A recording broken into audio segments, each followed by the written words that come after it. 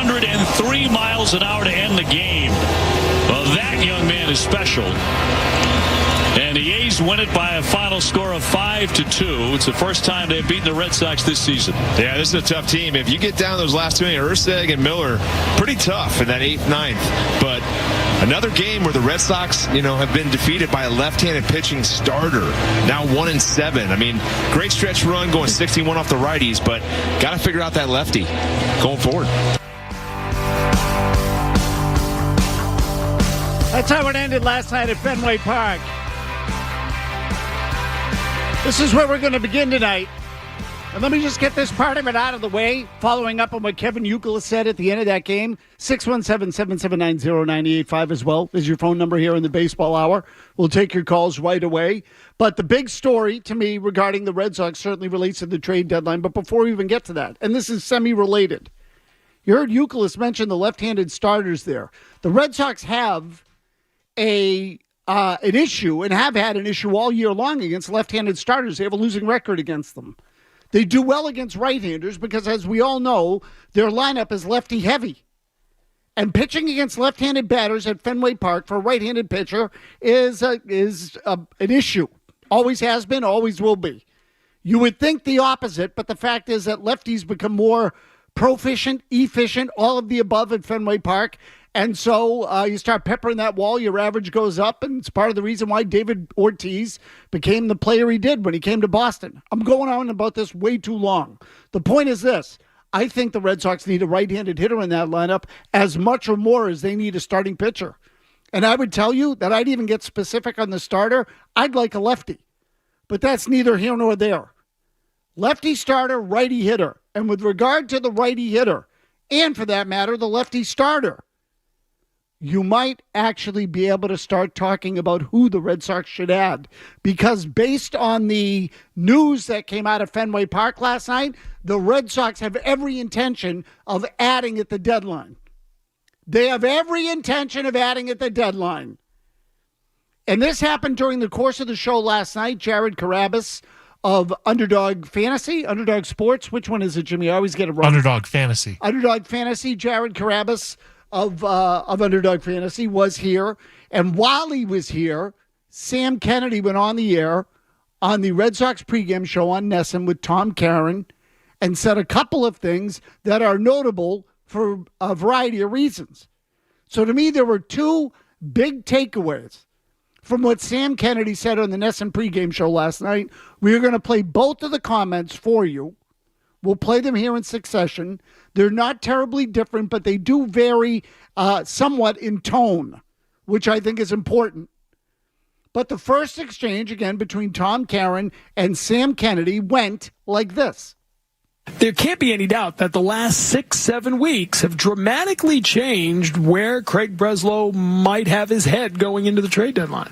Without question. I mean, this is a team that feels like they're on a mission, and they're focused on getting back to the top of the division. It's not that far away. It's a really exciting thing to think about. Where we were when we started the season and the sort of internal belief that this group has. It's fantastic. So, look, we just got to keep winning games. Let's just keep going. The market's early. Here we are, July 10th, 11th. It sounds funny, but it's still, a couple weeks away. The market has not started to really develop, and we'll see what happens over the next couple weeks. But obviously, you can never have enough pitching, and that's something that I know will be always at a premium. But we'll see what happens here over the next couple weeks. But we'll be ready when the opportunities come. Okay, it's that last part you should really pay attention to.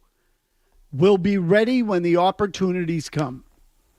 And you can never have enough pitching. Those two things he said almost in tandem at the end of that statement. That is no small statement from Sam Kennedy. Okay, that is basically acknowledging this team has overachieved. They're inspiring. They're fun to watch. And now we're in a position where we need to help them at the deadline, and we will do everything we can to make something happen right at the deadline. Now, before we go on and on about Sam and exactly what he said, let me also add this. There is something that he said that I agree with, and that is that the market really has not started to develop yet. I agree.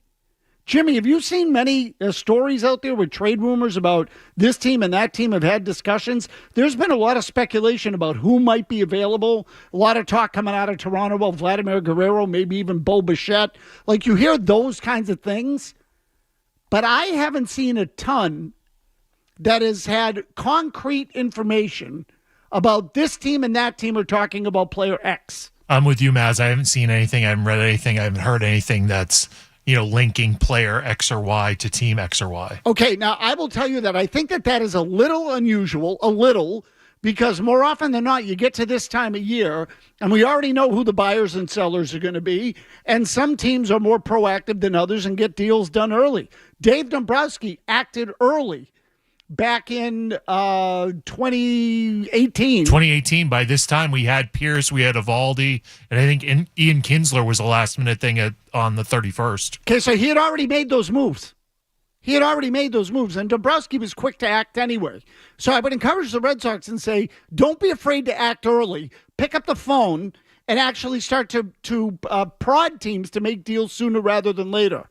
However, baseball being what it now is, which is a lot of teams that are indecisive and waiting until the last minute, giving everything enough room to breathe, given what it now is, I'm not totally shocked that it's been as quiet as it has been. I think there are 20 teams who you could consider buyers right now. Okay, and so that is a bad sign for the Red Sox, because that means that, it'll be a seller's market. I actually think the opposite, Jimmy.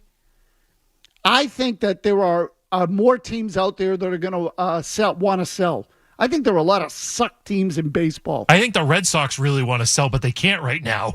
And you may not be alone in thinking that.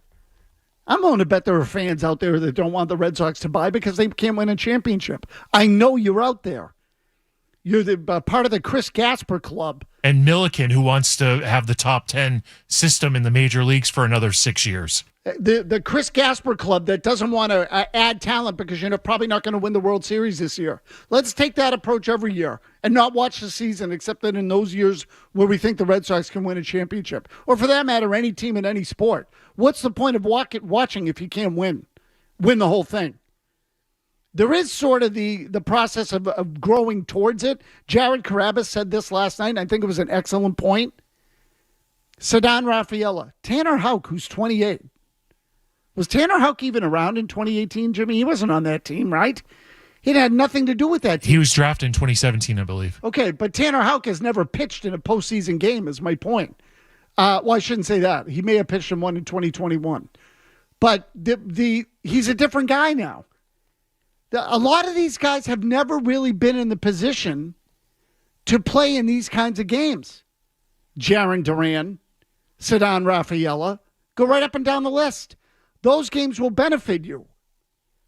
So the idea of getting in, yes, there's value in it. Yes, absolutely.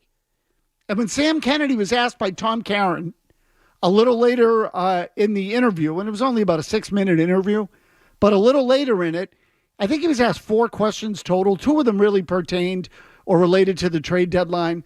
This second exchange, Sam Kennedy was much more definitive in and also led me to another conclusion. Here's that exchange. The question I have is, if the right deal is available, that means you will have to take on a decent amount of salary for this year. Would this team do it? Without question. This ownership group, John Henry and Tom Werner, Mike Gordon, the entire Fenway Sports Group partnership have proved time and time again in our 2.5 decades that resources will not be a problem when it comes to doing everything we can to be a winning championship team for the now and for the long term. It is hard, and you have years where you don't meet expectations like we've had the last 2 years. So that is something that has always been a hallmark of this organization, and resources won't be a problem. Now, can we match up on a deal that makes sense? We'll have to see. What are the next couple of weeks going to bring? We don't know, but there's a great feeling in that clubhouse. There's a great vibe in the front office. AC and Brez are on the exact same page about what we're trying to do here. I really think the Boston Red Sox organization have an elite baseball operation right now, and it's a special time. Okay, I'm not sure I'm going that far, that they have an elite baseball operation. Do I feel like the Red Sox are moving into a better place? Yeah, a little bit. Let me see how it plays out in the long term.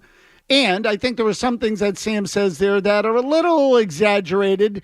Craig Breslow and Alex Cora are exactly on the same page. I don't believe that. Cora doesn't have a contract. How much could they be on the same page if Cora doesn't have a contract? If they were completely in sync, everything's great, we all think we're going to be awesome for the next 10 years, Cora would be lining up to sign here. I don't feel like that is happening.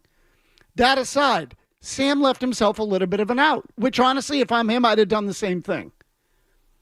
We'll see. We don't know if things are going to line up, but okay, he can't make any promises. There's no guarantee that they're going to make a trade. So I don't know. Maybe you all look at last night by Sam Kennedy as lip service.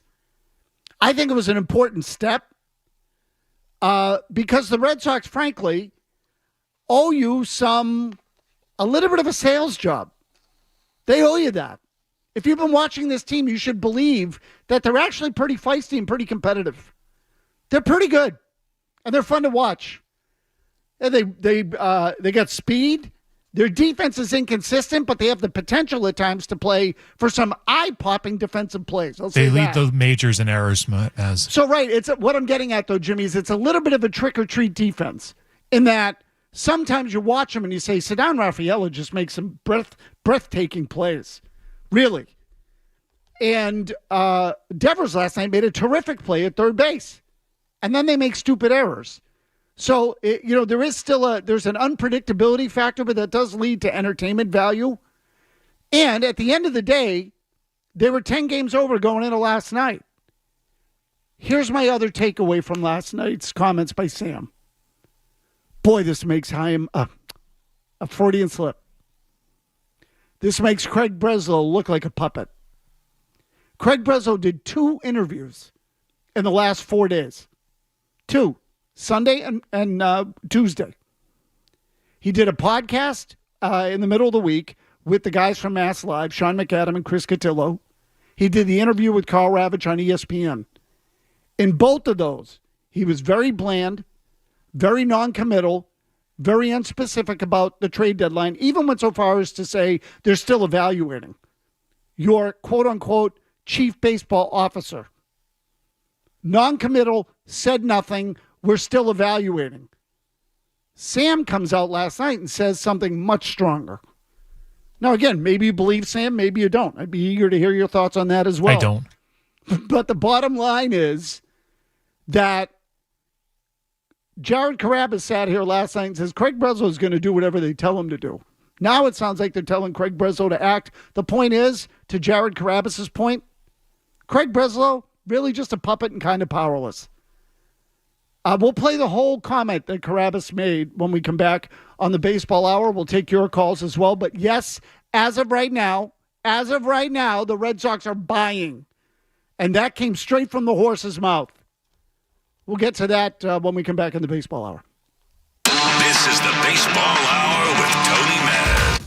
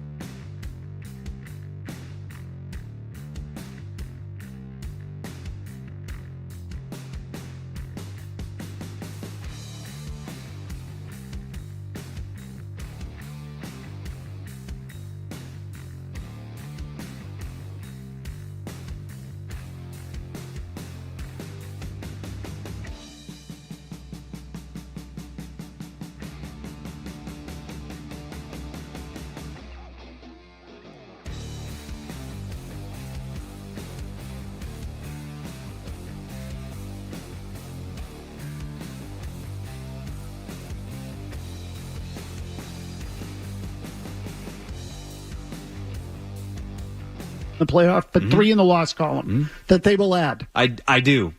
I don't know to what degree. Like, I'm not going to sit here and tell you they're going to add a bona fide ace. I don't necessarily think that they need. It would be nice, but I don't think that they need the bona fide ace. Like, I threw out Nathan Eovaldi.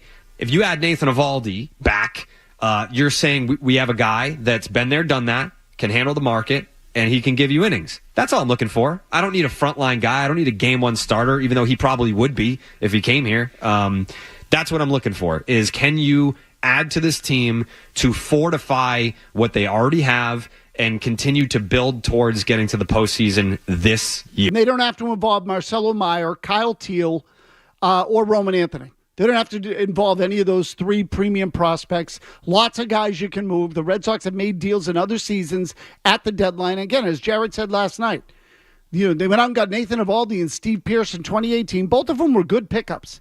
Now, they had the nucleus of a team to win then, but they didn't have to give up big prospects to get those guys. And don't confuse Nathan Eovaldi then to what Nathan Eovaldi is now. At the time, Nathan Eovaldi was a little bit of an unknown. I mean, I say an unknown, a hard-throwing guy who had never really fulfilled his potential. Starting that year, his career changed. So you can find the next Nathan Eovaldi or someone of the ilk. It's all there. But that comment from Jared, the idea that Craig Breslow is not going to make this call, within a half hour, Sam Kennedy had gone on Nesson and said, oh, yeah, no, basically, and I'm paraphrasing, but yeah, basically, we're ready to get pitching as we approach the deadline. This team's been on a mission. So Breslow can't say it, but Sam Kennedy can? What does that tell you? Either Breslow is afraid to say it, Breslow can't say it, or doesn't know how to handle it because he's never been a GM before. So, this part of it is getting a little bit lost in all the stuff that's been going on with the Red Sox. You have a GM, and I still use the old term, chief baseball officer if you want. You still have a GM who has no experience at anything, really, in terms of doing his job now. He's worked in front offices, specifically the Cubs. But you have a GM who has no experience in that role coming into this year and is now in his first trading deadline. So there's another one. Sam Kennedy's comments in some ways last night made Craig Breslow look weak, inexperienced. You use whatever adjective you want. I say puppetish, or, like a puppet. Because I think at the beginning, that's what he is. At the beginning, that's what Theo was.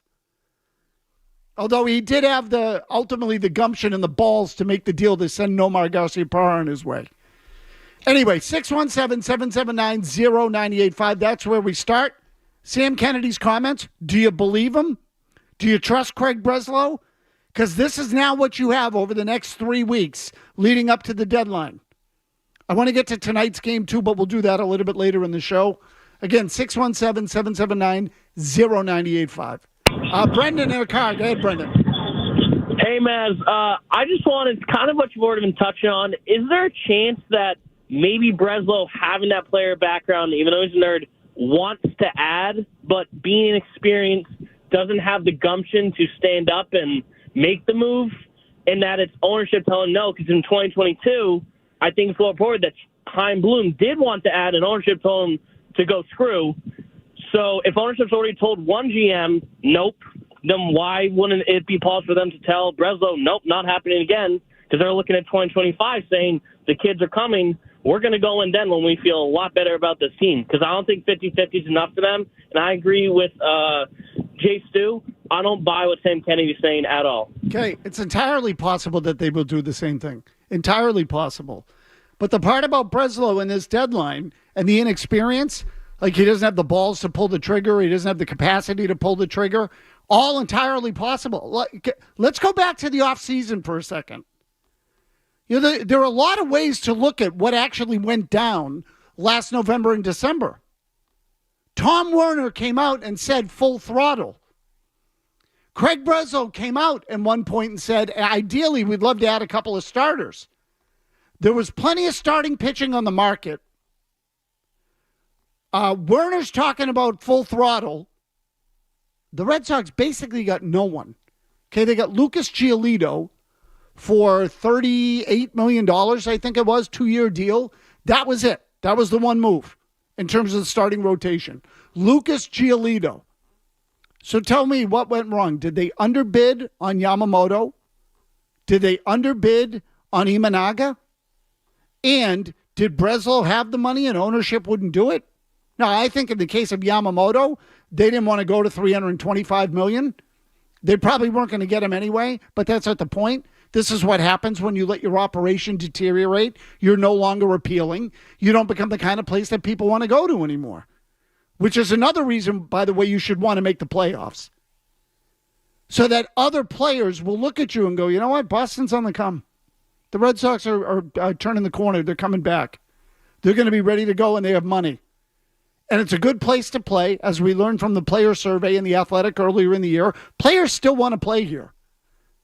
So the reputation of the market is being demanding, tough, all true. You're also going to get a passionate fan base of many nights when you're in that ballpark. Many nights. So the point is the Red Sox went out in the offseason and tried to get pitching and weren't able to get it. Is that because Breslow couldn't? Did he get beat to the punch on those deals? How did Jack Flaherty go to the Tigers for 1 year and $14 million and the Red Sox can't even get that? How does that happen? Was the GM asleep at the wheel because he's never done the job? They weren't willing to spend $14 million? Is that what the deal was? So something went awry in terms of the execution during the offseason too. Okay, it wasn't just the fact that they didn't want to spend, because they spent $38 on Giolito. There were other pitchers they could have bought. So you can say the philosophy has changed, and it has. I also think the execution was lacking during the offseason, and now the trading deadline's coming up. So let's see what Breslow comes up with this time, or whoever's calling the shots. Bob and Needham. Bob, what do you got? Yeah, Mazz, don't you long for the days of Dombrowski where you had a steady, experienced hand that knew what he was doing? He traded the players, the prospects that he decided, and he ended up making all the right calls. He also, I don't think, would have ever gotten rid of Sale and taken all the money back. Basically, they're paying Sale's salary and giving away the pitcher. Thirdly, the fact that these two that they have no power. Dombrowski would have walked into Henry's office and said, "This is what we need. This is what I want, and this is how much I want the money to spend it, because I'm not going to stay here if you're not going to spend the money." Yeah, so Bob, look, generally, yes, of course you long for the days of Dave Dombrowski. Absolutely. I would tell you, though, in the same breath, like, you know, and I got a little anti-Dombrowski at the end because I thought he was going too far with some of these minor leaguers. But I'll tell you what, you said it right. He pretty much nailed them all. How many of the guys that he traded came back to bite him in the ass? Not many. So now maybe the Red Sox system wasn't as good as everyone thought it was when Dombrowski inherited it. And it turns out there were still a few guys in there that he kept that turned out to be pretty good players, or certainly can be big leaguers. Jarren Duran, Tanner Houck.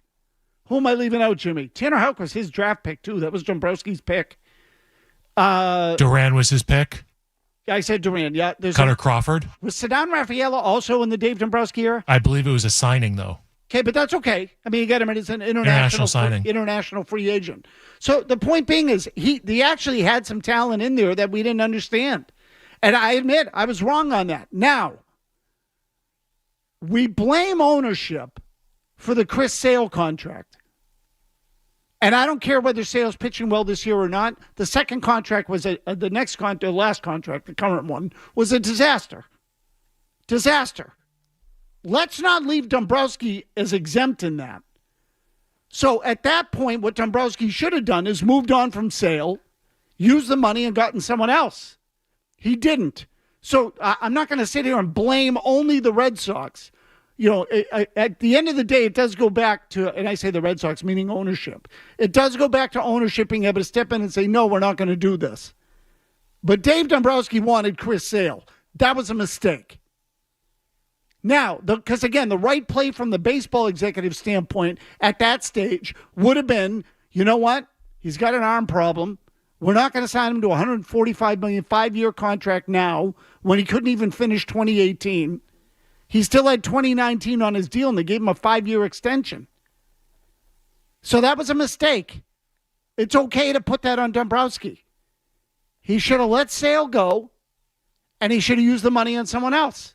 That's what he should have done. He didn't. He made the recommendation. Ownership went with it. Foolishly, probably, but they went with it. It still doesn't make Dombrowski exempt. Now, what is Breslow going to do with this deadline? Good question. Sell.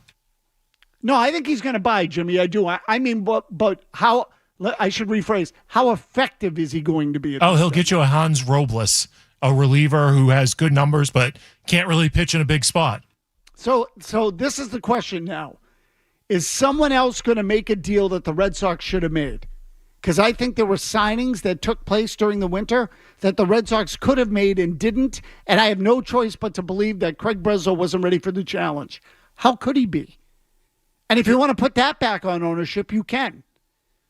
Because they had to hire a guy that was 10th or 11th on their list of interviewees because too many people had turned down the job. And why did they turn down the job? Because the Red Sox have hurt their reputation with the last 4 or 5 years. It's not as appealing a place as it used to be. It needs to get there again. Kevin Majori is going to get you caught up on headlines when we come back.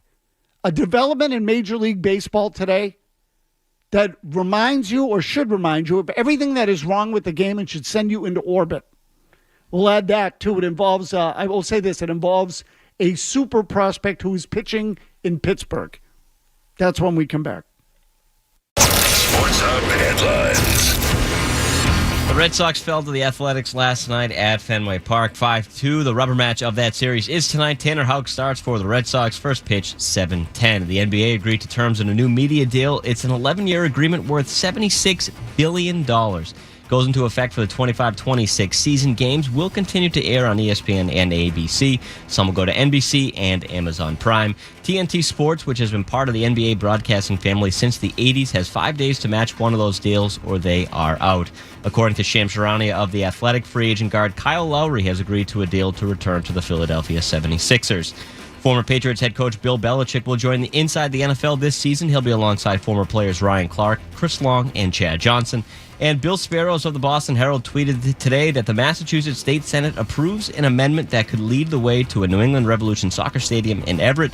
The language in an economic development bill reclassifies the land where the stadium would be built. This is just one step in the process, but a big one. Sports Hub headlines are brought to you by Awaken 180. Spending summer on the Cape, abroad for vacation, Awaken 180's at-home program travels with you. Don't put your health off. Awaken180weightloss.com. I'm Kevin Majori on Boston's Home for Sports 98.5 The Sports Hub. Your next update at 7 o'clock.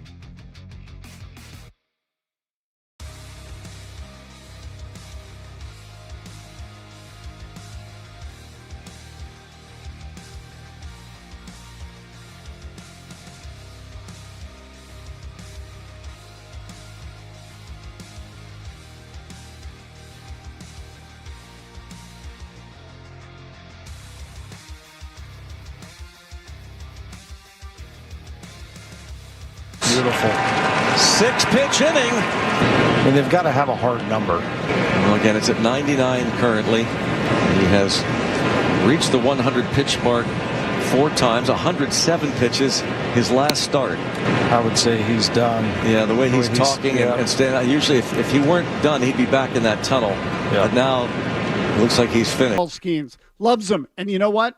I can't say I blame him.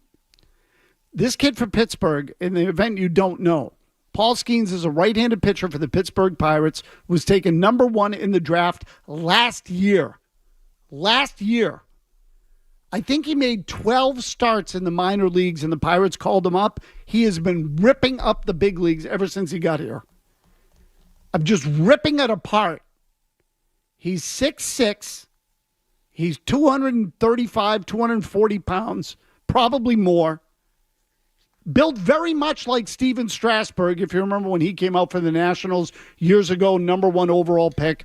Paul Skenes went to LSU. I want to say that Strasburg went to like Long Beach State or something like that in Southern California. But there was all the hype around San Diego State. So I knew it was Southern California. But there was all the hype surrounding Strasburg, too, at the time. Strasburg came into the big leagues, was throwing 100 miles an hour. His arm blew out. But I would say overall Strasburg had a pretty good career and was central to the Nationals winning that World Series, a big contributor that year. Skenes is every bit as good, if not better. Throws freaking bullets. Now, to the real meat of the story.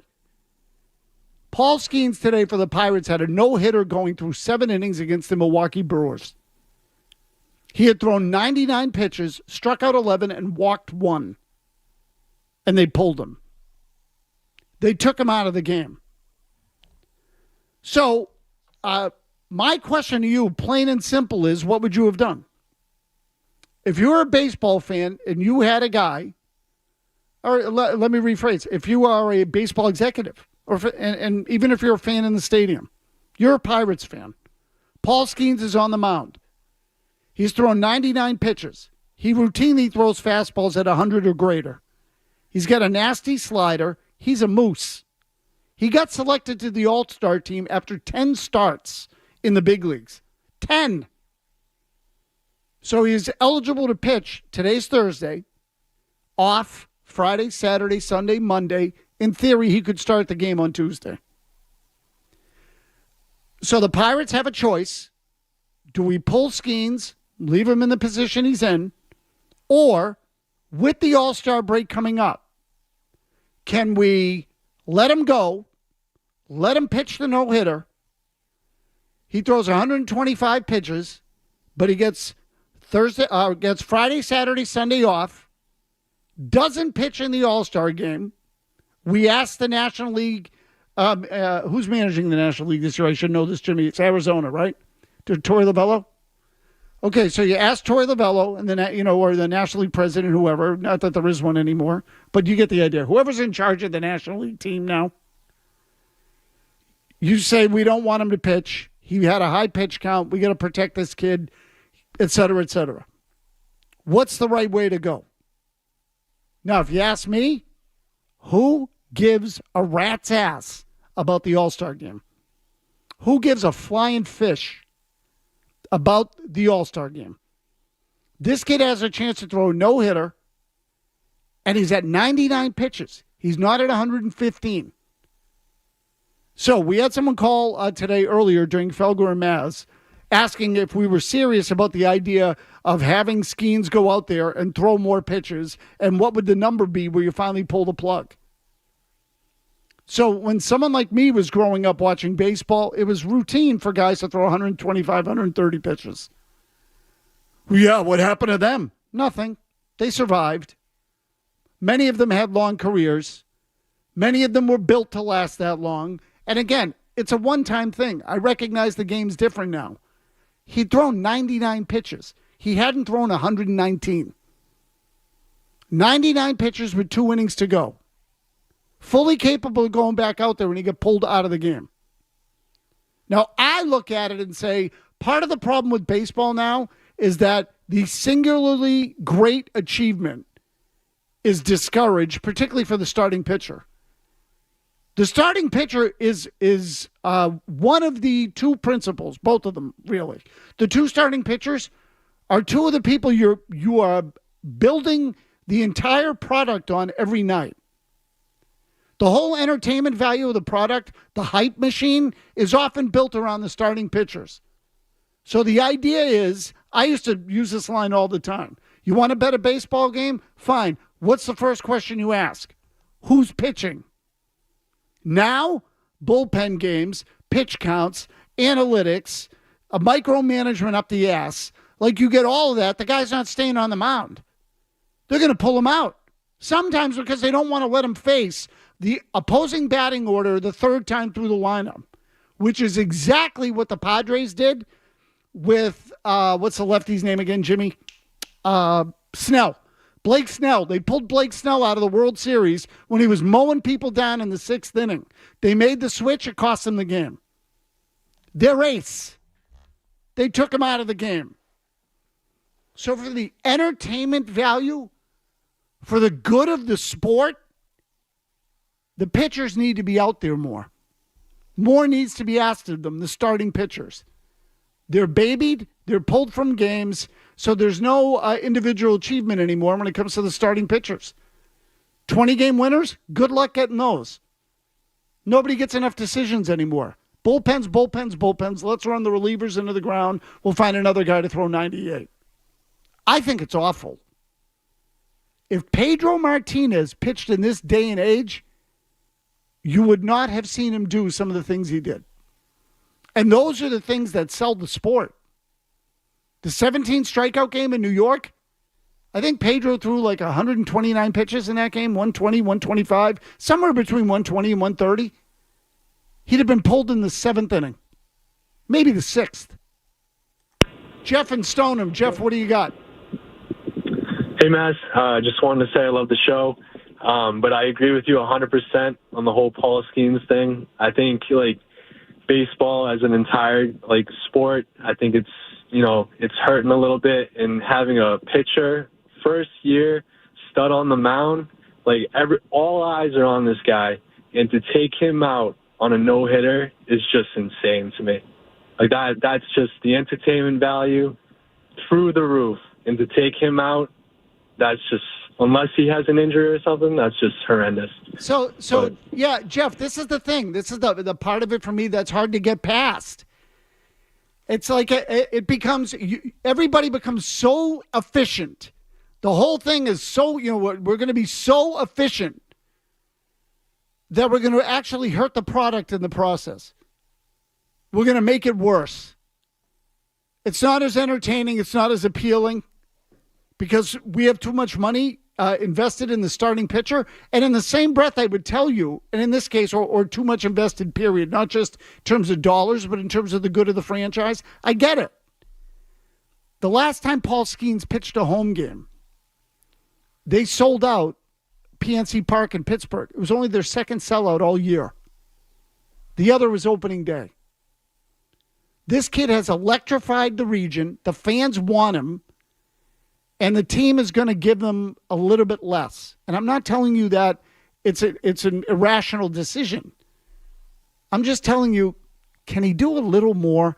And does it really put his career in jeopardy to ask him once in a season to take a run at a no-hitter?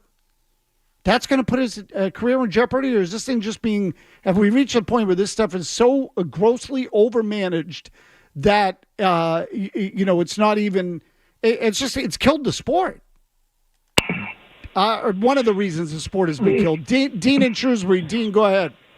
I got 3 left-handed pitchers for you that would keep the Red Sox under the luxury tax threshold and are likely to be available because their teams are above the luxury tax threshold and not in the playoffs.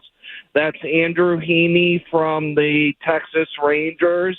I'm going to butcher this name, Yossi Kikuchi from the Toronto Blue Jays, and my pipe dream is the Astros are going to fall further behind, and Framber Valdez is in arbitration at the end of the year, and it will take a little more to get him, but all those guys are expiring contracts at the end of the year, so it shouldn't take too much of our prospects to get them, and their teams are likely to be moving them so they could get under the luxury tax.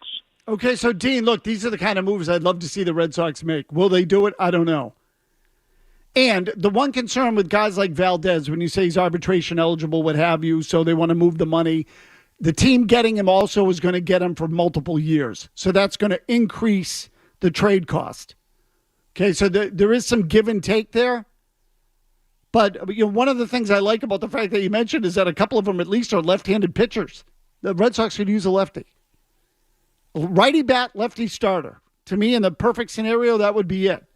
And by the way, if you can get guys with term, you have them more for just the balance of this year, you get them for a year and a half at least. Well, guess what? If you're going to make the playoffs this year, we're going to expect you to make it next year. You're going to have all these young guys coming. Why not go get guys that you can add to the mix, keep them, and start make them part of your core? What's wrong with that approach? Let me go to Crew in Quincy. Crew, go ahead.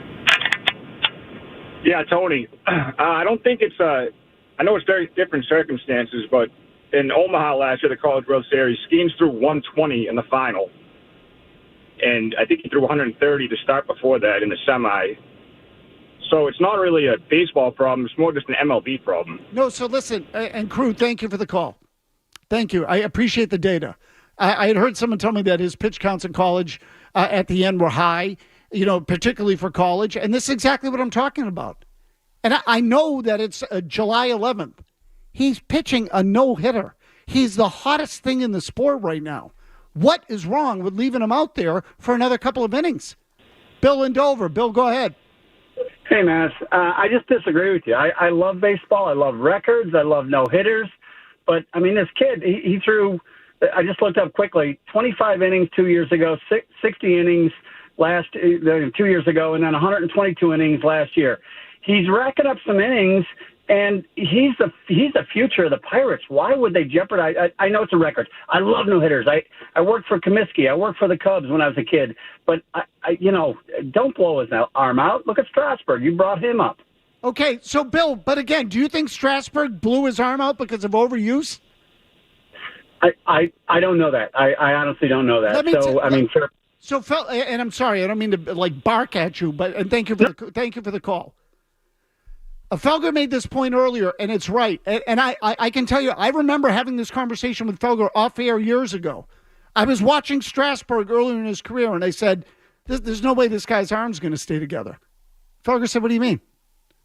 I said, "He throws too hard.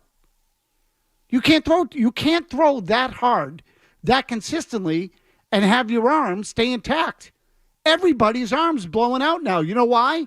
Because they're all max effort all the time. Nobody knows how to pitch. Now, if we apply this to Paul Skenes, you know what the answer is? His arm's going to blow out on the 10th pitch in the next start. And I'm not predicting that, but my point is it could happen in the next start on his 10th pitch. He throws so freaking hard. What difference does it make? So everyone correlates it to the volume of the pitches. Guys are still blowing their arms out, and they're throwing fewer pitches than ever. In fact, they're blowing their arms out even more, I think. It feels like Tommy John surgeries have exploded. It was a huge story in spring training. Nick Pivetta and Kenley Jansen, they wanted to attribute it to the pitch clock. Wrong answer. You know what the right answer is? They're throwing 100 miles an hour with more torque than ever before. They're whipping the crap out of it. They're spinning the crap out of it. That's why their arms are exploding. And Paul Skenes, he could beat you at 97 miles an hour with his slider and throw a no-hitter.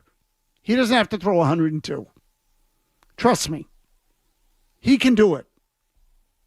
Take a little strain off his arm, go deeper into the game. Guys were throwing 250 innings not that long ago. Nobody even throws 200 now. This is sort of like, if you let the tolerance go down, then it's harder to get back to that when you all of a sudden are babying everyone to throw 99 pitches. Can we let him throw a $115? Is that too many? Why is everyone caught up with 100? Just because it's a third digit? That's the number that puts everybody over the top? How do we know that?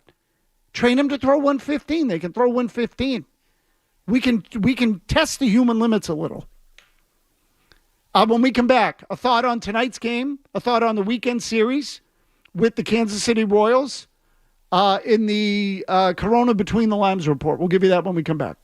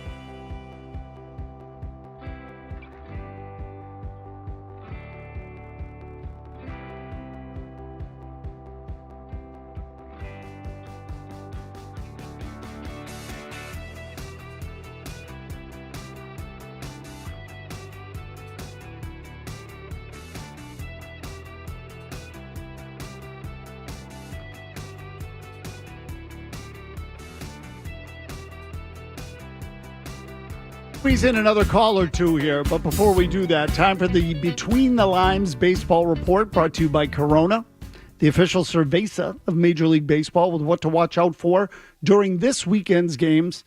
Enjoy the finer life of sports with Corona. Must be 21 plus. Relax responsibly.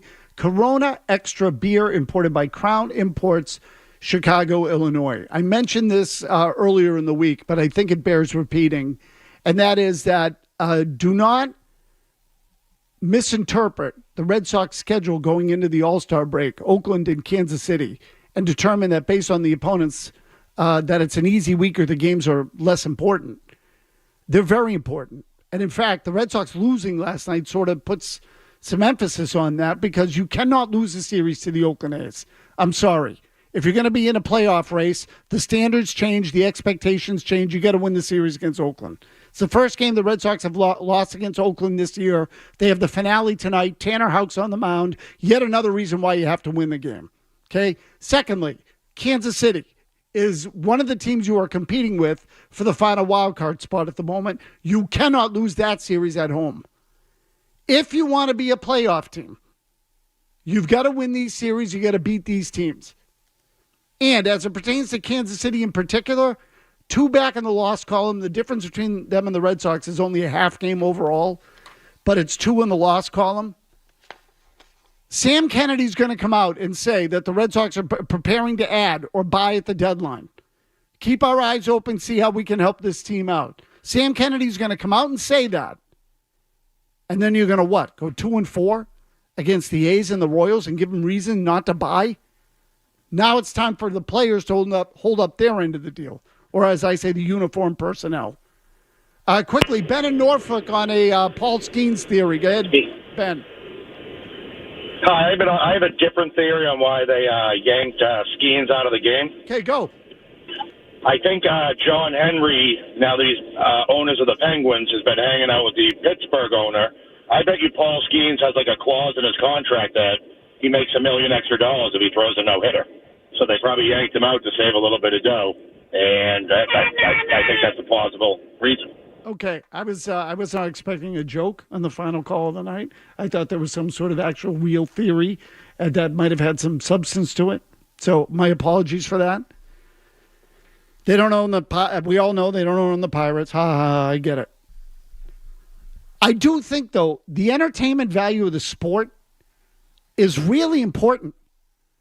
If baseball wants to grow again, and I mean grow at, or be what it was, or closer to what it was, it may never be what it was. I don't mean to be naive about it. But if they want the sport to sort of get traction again and get people interested, starting pitchers are a good start. Really. It's a good way to go. They are the names on the marquee for any game on any given night. When people buy tickets to a game, and Pittsburgh is proof. Again, they sold out the last home game that Skenes pitched because he was pitching. People will stop what they're doing and go see a starting pitcher. A great one. But they will make their decisions based on who's pitching that night. It's a huge thing. Huge. And so baseball's got to find a way to make starting pitching important and make starting pitchers important again. And you know why? Just starting pitching has been minimized? Because good ones cost money, and the owners don't want to pay it anymore. That's the real reason, along with the analytics and everything else. They kind of go hand in hand. Joe Murray's got you for the rest of the night. Majority will get you caught up on headlines. We'll catch you tomorrow.